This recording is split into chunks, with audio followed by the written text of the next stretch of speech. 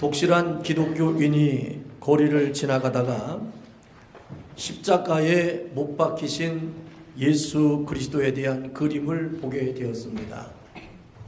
그래서 그 그림을 이렇게 관찰하고 있는데 어떤 한 소년이 다가와서 이렇게 말을 합니다. 아저씨, 십자가에 달리신 분은요, 예수님이시고요. 십자가 밑에서 슬피 울고 어찌할 바를 알지 못하고 흙을 웅크리고 있는 저 분은 예수님의 어머니세요.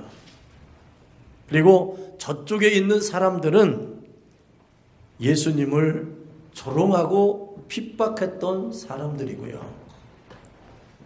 그리고 사람들은 아무런 죄가 없으신 예수님을 십자가에 못 박아 죽게 하셨어요. 그리고요, 저편에 보면 그 그림 속에 조그맣게 보여 있는데 저것은 예수님께서 묻힌 무덤입니다 라고 그림을 설명해 주는 거예요. 그 덕분에 그림을 이렇게 대략적으로 보았던 이 기독교인이 그 어린 한 소년의 설명에 의해서 그림을 자세히 보면서 은혜를 많이 받았습니다. 그리고 이제 그 은혜를 받고 이제 가던 길을 가는데 한참을 걸어갔습니다.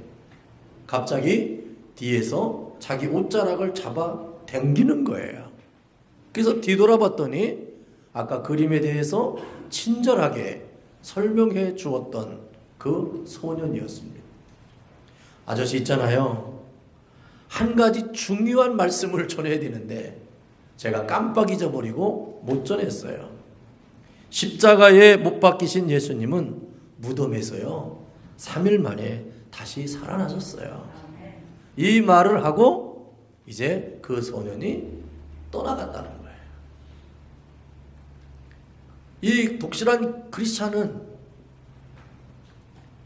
그림을 설명해 준 것에 대해 감사했지만 그 마지막 그 소년이 달려와서 부활의 소식을 전해주는 것이 자기 일평생의 믿음 생활을 하면서 가장 큰 여운으로 남아 그 여운을 간직하면서 믿음 생활을 했다는 겁니다. 참된 신앙의 근거는 바로 예수 그리스도의 부활에 있습니다. 오늘 이 부활하신 예수님의 거룩하심을 우리가 예배하지만 예배하는 것으로 끝나지 말고 여러분들의 삶 가운데 예수님이 부활하셨음을 끝까지 믿음으로 승리하는 여러분들의 삶이 되기를 주님의 이름으로 축원합니다.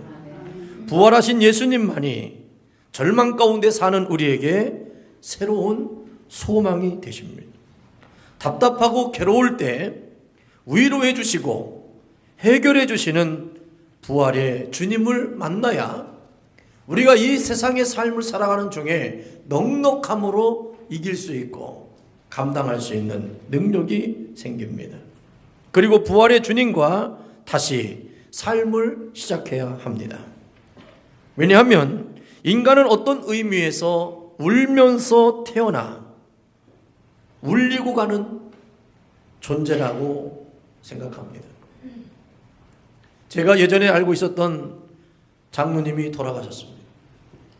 이제 권사님과 제가 한번 통화를 하게 됐는데, 목사님, 제가 그간에는 눈물이 없었는데 안과에 가도 의사들이 큰일 났습니다.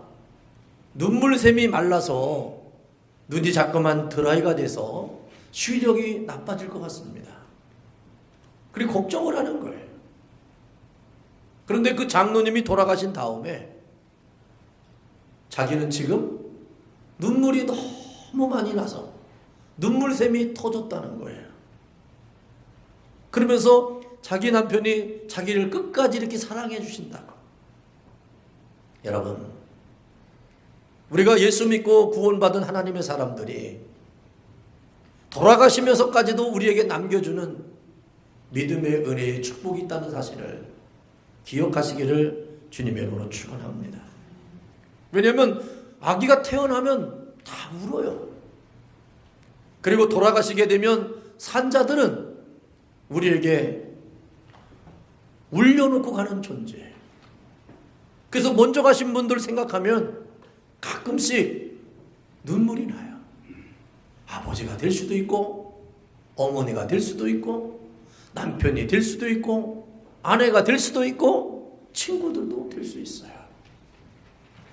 우리의 삶은 이러한 가운데에서 우리는 울 수밖에 없는 일이 우리의 삶을 억누를 때가 참으로 많이 있습니다.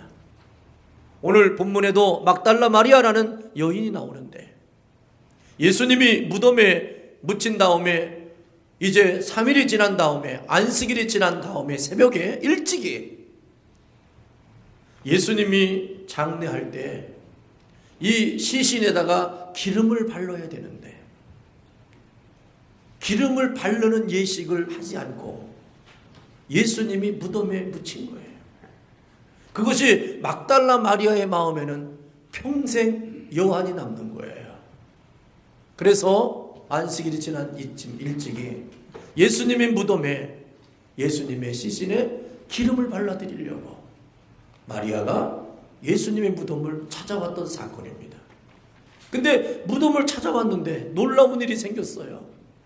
무덤에 예수님이 안 계시는 거예요.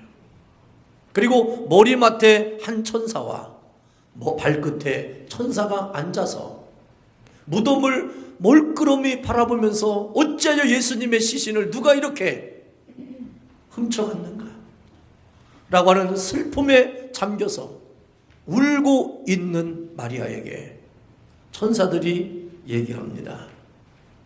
예수님이 말씀하십니다. 어찌하여 울고 있느냐 그래요. 살아있는 우리는 울 일이 참 많아요. 왜냐하면 속상한 일이 너무 많아요. 힘든 일이 너무 많아요. 내 생각대로 계획대로 안 되는 일이 너무너무 많아요. 그래서 너무너무 안 되는 일이 많고 힘든 일이 많아서 어떻게 해야 될지를 모르겠는 거예요. 우리 아까 권사님도 간증하셨잖아요. 얼마나 힘든지 몰라요.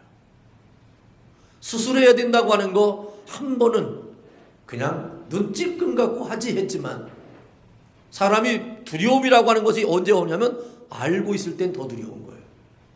두 번째 할 때는 얼마나 힘들었겠어요. 정말 힘든 거거든요.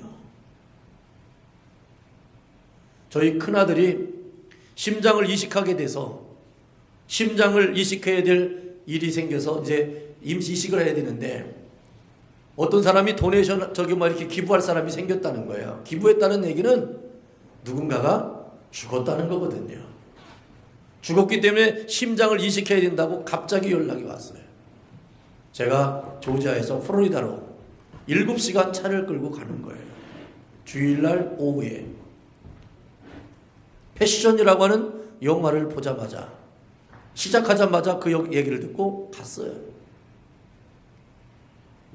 그래서 이제 우리 아들이 이제 이식수술실로 들어가고, 이제 다른 이제 그 이식해야 되는 상황이 났을 때, 아, 이제 이식 받겠구나 생각했는데, 한 3시간, 4시간 이후 지난 다음에 이식하는 걸 중단했대요.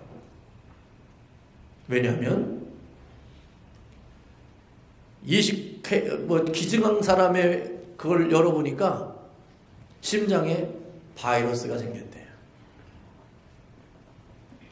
그래서 새벽에 반석이가 나오는데 아침에 눈을 떴어요. 눈 뜨자마자 이렇게 얘기해요. 아빠, 이식한 거야? 제가 못했다. 그랬더니 막 울어요. 자기는 마음 굳게 먹었다는 거죠. 그리고 들어가고 나오면 될 줄 알고 자기는 당당하게 했다는 거예요. 근데 아니었다는 거죠. 나중에 그 의사가 이런 얘기를 해요. 자기가 신앙에 양심이 없었다면 그냥 그때 이식할 수도 있었대요. 그런데 얘가 여기까지 되어진 거를 하나님의 은혜라고 생각하기 때문에 자기는 조금 더 기다려서 이가 앞으로 인생을 살아가는 과정 속에 더 큰 하나님의 사람이 되어야 된다고, 축복의 사람이 되어야 된다고 하는 소명 때문에 자기가 참았대요. 할 수도 있었지만 참았대요. 그래서 안 했어요. 나중에 듣고 나니까 감사하죠. 그때는 얼마나 서운했는지 몰라요. 사람 갖고 놀리는 건가? 이럴 수 있는 건가? 저럴 수 있는가라고 하는 아픔이 있었어요. 나중에는요, 다시 이식을 받게 됐지만 이식을 받고 나서 그 의사가 이렇게 얘기해요. 이것보다 더 좋을 수는 없습니다. 이것보다 더 좋을 수는 없습니다. 그 은혜를 받고 이식을 했어요. 그 반석이가 11살 됐는데 그 기증한 사람은 17살이에요. 그러니까 17살 그 어린 생명, 학생이 사고에 의해서 그렇게 된 거거든요. 여러분 한번 생각해 보세요. 내가 살고 있는 것이 내가 어떻게 했기 때문에 산다고 생각하십니까? 얼마나 울 일이 많아요. 이식하고 나서 저는 부활주의를 예배 드릴 때마다 늘 감동이 돼요. 왜냐면 우리 아들이 이식하고 첫 번째 나온 주간이 부활주일 날이에요. 그래서 부활주일 날 가서 예배 드렸어요. 감격스럽잖아요. 저는 그 마음이 늘 있어요.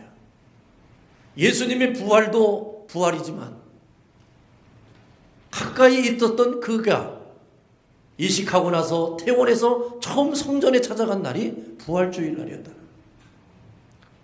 오늘 권정경 권사님도 마찬가지였을 거예요. 제가 일부러 간증시킨 거예요.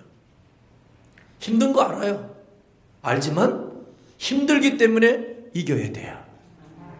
힘들기 때문에 지나가야 돼요. 그리고 이 일을 감내해야 돼요. 그래야 승리할 수 있어요. 우리 믿음의 사람은요, 마음으로 믿어 의에 이르고 입으로 시인해야 구원을 받아요. 입으로 시인할 수 있는 권세와 능력은 주님의 거룩한 믿음을 가질 때만이 가능한 거예요.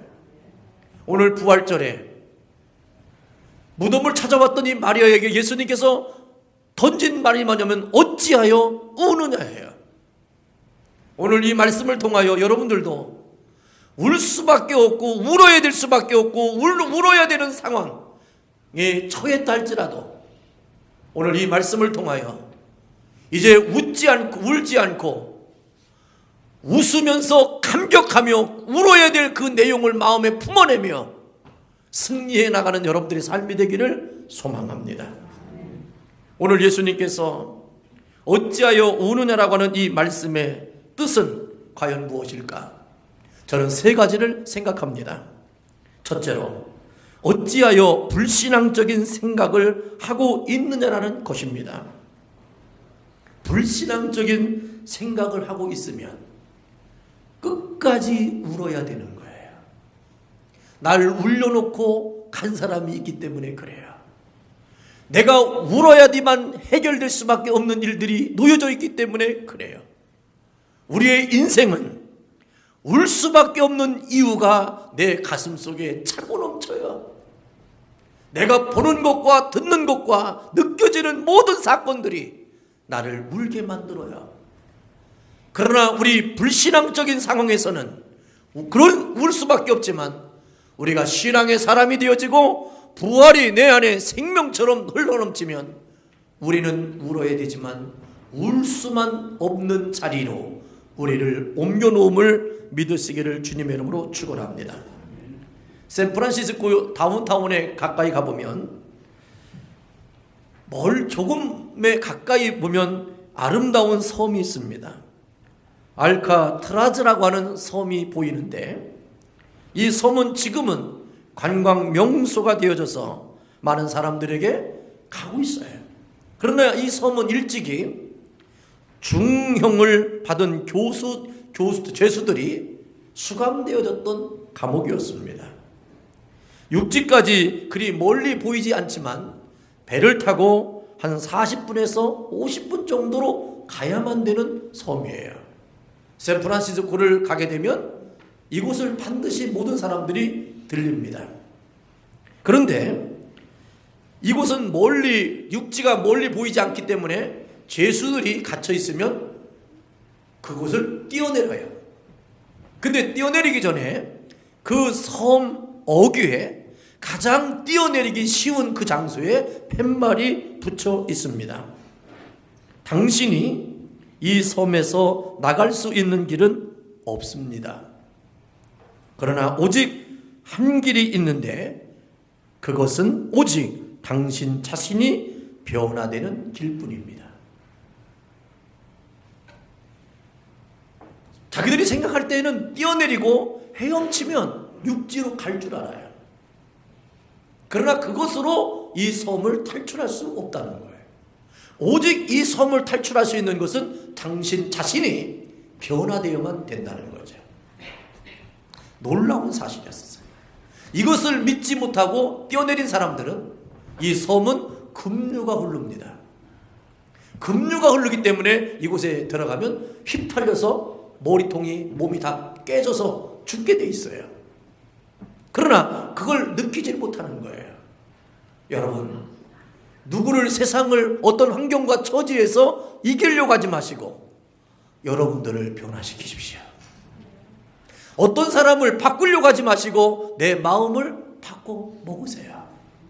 환경과 처지를 어떻게 뒤집어 놓으려고 하지 마시고 내가 그것을 해석할 수 있는 마음을 바꾸세요. 여러분들이 자녀를 어떻게 하겠다라고 하지 마시고 자녀를 이해할 수 있는 마음의 넓이를 넓히십시오. 여러분들이 어머니 아버지를 바꿔서 어떻게 하려고 하지 마십시오. 제가 청년 때 우리 어머니의 모순된 일을 발견해서 어머니에게 이렇게 얘기했습니다. 어머니 좀 이렇게 좀 안 했으면 좋겠다라고 제가 간절하게 얘기했어요. 그랬더니 우리 어머니가 눈물을 흘리면서 그래요. 네가 말하는 거 다 맞대. 그리고 나도 알고 있대. 그 얘기는 니네 외할아버지가 나한테 얘기했고 니네 아버지도 얘기했대. 나도 아는데 내가 안 되는 것 때문에 나는 평생 동안 가슴 아파하는데 자식한테 그 얘기 들으니 내 얼굴이 말이 아니네 하면서 눈물을 흘리시더라고요. 제가요 그 어머니 앞에서 무릎을 꿇고 죽을 죄를 졌다고 제가 사과를 했어요. 용서를 구했어요. 저는 그때 착각했어요. 어머니를 사랑하는 마음, 어머니를 존경하는 마음, 어머니를 위하는 마음 때문에 내가 그렇게 정중하게 말하면 우리 어머니는 고칠 수 있는 것이라고 생각했어요. 그런데요, 내가 고쳐야 되더라고요. 우리 어머니가 가지고 있는 그런 단점 모순, 자식이 고칠 수 있는 게 아니라는 걸 제가 깨달았어요. 옳은 말, 바른 말, 그것이 사람을 바꾸는 게 아니라 사랑과 이해와 돌봄과 끝까지 함께함이, 그리고 우리의 생각과 가치의 방향이 전환될 때만이 그는 내 앞에 존재할 수 있는 기쁨의 삶을 사는 거예요. 여러분들 누구의 기쁨이 될 수 있다고 생각하세요? 찬송에는 너희들이 사람에게 기쁨이 되라고 얘기하지 않았어요. 오직 하나님께 기쁨이 되라고 그랬어요. 하나님은 여러분들을 끝까지 넘치도록 사랑할 수 있는 그 은혜가 있고 능력이 있기 때문에 말씀하시는 거예요. 여러분들 누구의 사람의 마음에 들기 위해서 여러분들 애쓰지 마세요. 애쓰는 만큼 여러분들 더 많이 속상하고 마음이 상해요. 그래서 우리의 방향이 이제는 온전함으로 바뀌어져야 된다. 그러므로 내 마음이 바뀌어지는 것이 바로 어떻게 바뀌어지느냐? 부활신앙이 있어야 돼요. 영원한 하나님의 나라에 대한 믿음이 있어야 돼요. 그럴 때 여러분들은 변화될 수 있다는 것입니다.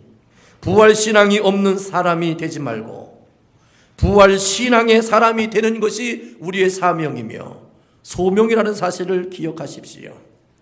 오늘 이 마리아는 말할 수 없는 크신 사랑을 받고 주님의 은혜를 깊이 경험한 사람이었습니다. 그런데 오늘 예수님이 십자가에 돌아가시고 무덤에 묻힌 이후에 얘가 짓누르고 있는 것이 무엇입니까? 무덤이었다는 겁니다. 죽음이었다는 겁니다. 그 이후에 그의 마음속에는 슬픔이 잠식했습니다. 모두가 불신앙적인 요소로 그 마음이 온전히 채워졌어요. 인생의 고독과 외로운 섬에서 나갈 수 있는 길은 도망가는 것이 아니라, 피하는 것이 아니라 우리가 변화되는 길 외에는 어떤 길도 없습니다. 나 자신이 불신앙적인 상황에서 변화되면 그곳에서 벗어날 수 있습니다. 오늘 여러분들에게 벗어날 수 있는 부활의 은혜가, 부활의 소망이 열려지기를 주의 이름으로 축원합니다. 우리에게 육체적인 죽음이 와도 다시 살 것이라는 부활의 신앙이 있어야 기독교 신앙을 가진 자가 되는 겁니다. 부활 사건 앞에서 불신앙적인 생각을 하면서 자신이 약해지고 내가 어떻게 될 것인가에 대한 장래에 대한 불확실성과 두려움 속에 엄습하는 사람은 부활의 신앙의 모습이 있을 수가 없는 거예요. 시신이 없어졌다고 슬퍼하는 모습에서 예수님은 마리아에게 말씀합니다. 어찌하여 우느냐? 예수님은 옮겨진 것이 아니라 다시 살아나셨어요. 누구에 의해서 그렇게 된 것이 아니라 하나님께서 예수님을 부활하셨어요. 그래서 우리는 이제 긍정적인 삶으로 여러분들을 바꿔야 됩니다. 별별 일이 다 여러분들 앞에 엄습해 와도 그 일로 인하여 여러분들의 마음이 약해지거나 속상해하거나 슬퍼하거나 너무너무 괴로워하시는 그 자리가 아니라 내가 이것으로 인하여 하나님의 은혜를 더 많이 크게 경험했습니다. 하나님, 내가 이제는 있을 자리가 이것이 아니라 이 일로 인하여 내가 하나님께 영광을 누리는 하나님의 사람 되어지기를 원하는 신앙의 사람으로 변화되기를 주의 이름으로 축원합니다. 두 번째는 어찌하여 다른 방향을 바라보고 있느냐라고 하는 거예요. 남극 탐험대가 추위와 피로로 극심한 절망 가운데 빠졌어요. 그런데 이들이 사람들의 숫자를 헤아리면 항상 사람들 숫자보다 한 명이 더 있는 거예요. 그거 참 희한해요. 어째 한 명이 더 있니? 근데 그 한 사람의 숫자는 누구 이름이 불려지지 않는 그 하나의 형상이 날마다 자기들과 함께 했다는 거예요. 이 얘기를 들었던 엘리오스이라고 하는 시인이 이렇게 얘기합니다. 그는 제3자다. 제3자라는 말을 썼어요. 이렇게 썼습니다. 항상 당신 곁에 걷고 있는 제3자는 누구요? 세어보면 언제나 당신과 나 둘뿐인데 내가 이 하얀 길을 내다보면 당신 옆엔 언제나 또 한 사람이 갈색 망토를 휘감고 소리 없이 걷고 있네. 두건을 쓰고 있어 남자인지 여자인지는 알 수 없으나 하여간 당신 곁에 서 있는 그 사람은 누구요? 바로 예수 그리스도요.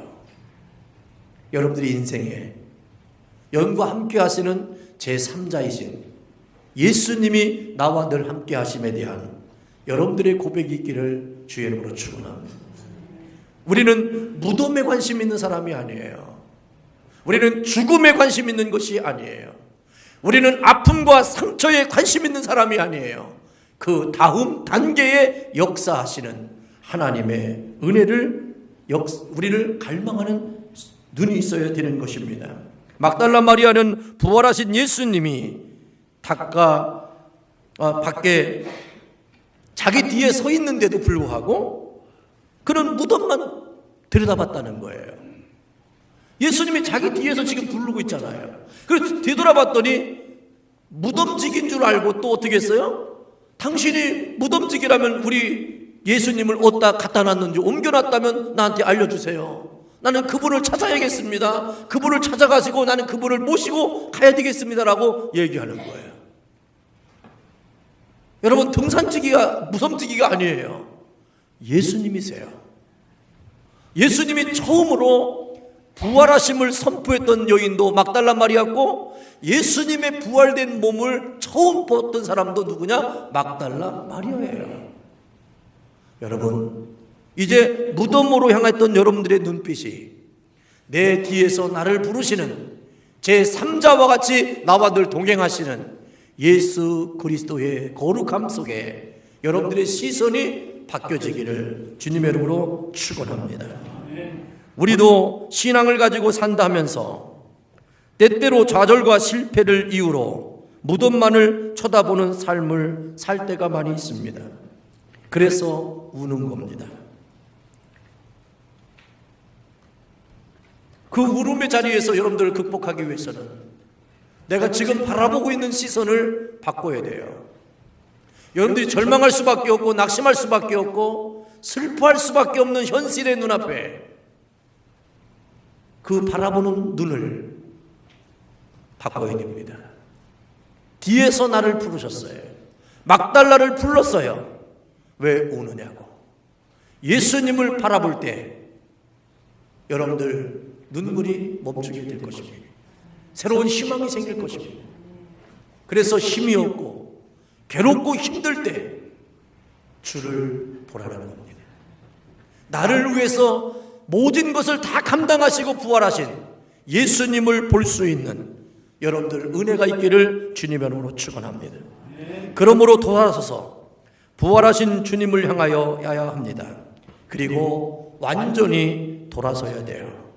그리고 이 완전히 돌아섰을 때 여러분들의 인생은 놀라운 일들이 예비되어 있음을 알게 됩니다. 무덤을 찾던 신앙이 이제 무덤을 내려가는 신앙이 되었습니다. 염려하며 슬퍼하며 올라가던 모습이 변하여 찬송하며 기쁨으로 제자들을 향해 달려가는 발걸음이 되었습니다. 주님이 살아계시다는 사실을 확인한 다음에야 마리아는 비로소 사는 것이 제대로 사는 것이 되었어요. 부활하신 예수님에 대한 믿음의 신앙이 고백이 없는 한 예배는 예배가 아닙니다. 섬김은 섬김이 아닙니다. 헌신은 헌신이 아니에요. 예배가 신령과 진정으로 드리는 예배는 어떤 것이냐? 내가 부활하신 예수님을 바라볼 수 있는 눈이 열렸기 때문에 가능한 것입니다. 그러므로 사랑하는 성도 여러분, 부활하신 주님을 만나 확신할 수 있을 때 바른 믿음 생활이 될 수 있다는 사실을 깨닫고 오늘도 세상의 방향인 무덤을 바라보는 것이 아니라 부활하신 주님을 향하여 영적 시선으로 변화되는 삶이 되기를 원합니다. 마지막으로 어찌하여 부활의 주님을 전하지 않느냐라는 것입니다.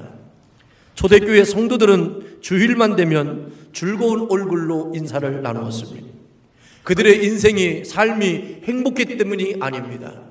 그들은 예수님을 믿는다는 그 이유 때문에 얼마나 많은 핍박과 어려움과 곤고함을 당했는지 모릅니다. 그들은 예수님을 믿었기 때문에 배고픔을 감내했어야 될 수밖에 없었습니다. 그렇지만 그들은 주일날 오기만 하면 모일 때마다 얼굴이 해와 같이 빛냈습니다. 왜냐하면 그들의 인사 내용은 이것이었습니다. 예수 다시 사셨네. 이 외에 한마디였어요. 예수 다시 사셨네. 그러니까 우리도 다시 될 거라는 거예요. 우리도 다시 살 거라는 거예요.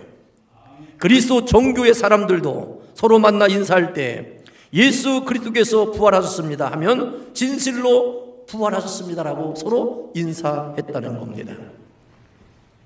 우크라이나가 공산당이 되어서 공산화의 혁명에 의해서 완전히 지배를 당하게 됐습니다. 한 공산주의자가 사람들을 모아놓고 예수 믿는 사람들을 놓고 예수가 얼마나 역사적으로 허구한 인물이며 사기꾼인가를 열심히 설명했습니다. 그러면서 설명을 다 하고 나서 이 중에 내 이론에 대해서 반대할 사람이 있으면 나와서 얘기하라고 합니다. 많은 사람들이 그 죽음 앞에, 두려움 앞에, 엄습함에 잠잠히 고개만 떨궜습니다. 그때 한 청년이 일어나서 이렇게 얘기합니다. 당신에게 5분밖에 시간을 주지 않습니다. 그럴 때 이 청년이 얘기합니다. 나는 5분도 필요 없습니다. 5초면 됩니다. 그러더니 사람들 앞에 이렇게 외쳤습니다. 예수 그리스도는 부활하셨습니다. 그리고 그는 총에 맞아 순교했습니다. 그때 많은 고개 숙였던 수없는 크리스찬들이 회개하기 시작했습니다. 저 청년은 죽으려고 부활을 외쳤습니다. 그리고 죽었지만 그는 부활케 하시는 하나님의 능력을 믿기에 그는 고백하는 것입니다. 우리는 내가 믿지만 살려고 부활을 증거하지 못했다는 거예요. 그 부끄러움 앞에 그들은 회개하면서 부활을 증거합니다. 한 청년의 순교적인 피 흘림이 잠자고 있는 사람, 두려움의 공포에 떨고 있는 그들을 일깨워주는, 그래서 부활을 증거하는 사람들로 변화되게 했다는 사실입니다. 오늘도 우리의 사명은 이겁니다. 이제는 부활의 주님을 전하는 사명이 있습니다.